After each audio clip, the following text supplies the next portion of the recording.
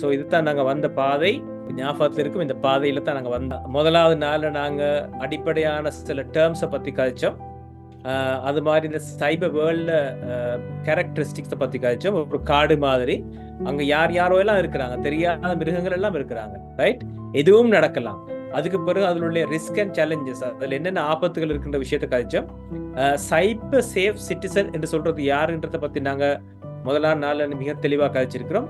அதுக்கு பிறகு 2வது நாளில் உங்களுக்கு டிஃபரெண்ட் கேட்டகரிஸ் ஆஃப் ரிஸ்க், அதாவது சைபர் வேர்ல்டில் நாங்கள் ஏதாவது செய்கிற நேரம் வரக்கூடிய ஆபத்துகள் என்னன்னு சொல்கிற விஷயத்தை கழிச்சோம்.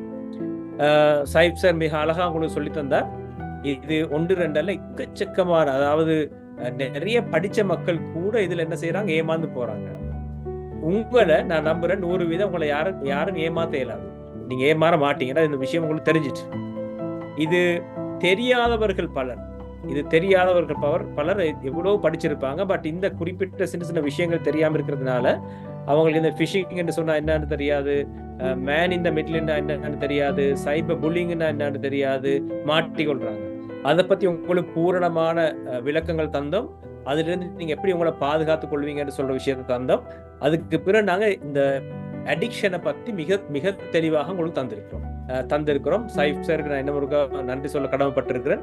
இந்த நிகழ்ச்சி அழகாக தொகுத்து உங்களுக்கு விளங்குற பாசையில் அழகா தந்தார். இன்றைக்கு நாங்க கதைக்க போற விஷயம், எப்படி உங்களுடைய நீண்ட கால எதிர்காலத்துக்காக எங்களை நாங்க மாத்தி கொள்ள போறோம், என்ன நாங்க செய்ய போறோம் என்றதை பத்தி நாங்க கதைக்க போறோம். கங்க்ராச்சுலேஷன்ஸ். இப்போ நீங்கள் எல்லாருமே ஒரு ப்ரவுட் சைபர் சேஃப் சிட்டிசன் நீங்கள் உங்களை சொல்லிக் கொள்ளலாம். ஏன்னால் உங்களோட ஏஜ் குரூப்பில் சரி, உங்களை மற்றவங்களுக்கு தெரியாத நிறைய விஷயங்கள் இந்த 4 நாள் கோர்ஸ் மூலமாக நீங்கள் அறிஞ்சிருக்கிறீங்க.